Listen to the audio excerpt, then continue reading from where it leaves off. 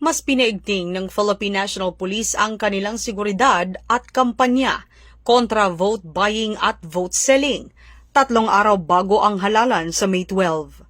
Sa direktiba ni PNP Chief General Romel Francisco Marbil, inatasan ng lahat ng field commanders na palakasin ang kontrabigay operations sa buong bansa.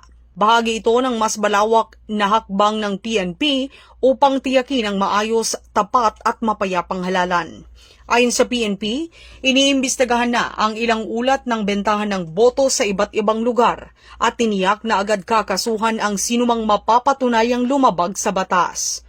Kasabay nito, naglatag na rin ang PNP ng mas mahigpit na seguridad sa mga voting precincts, checkpoints at election hotspots upang maiwasan ang anumang gulo, karahasan sa araw ng halalan.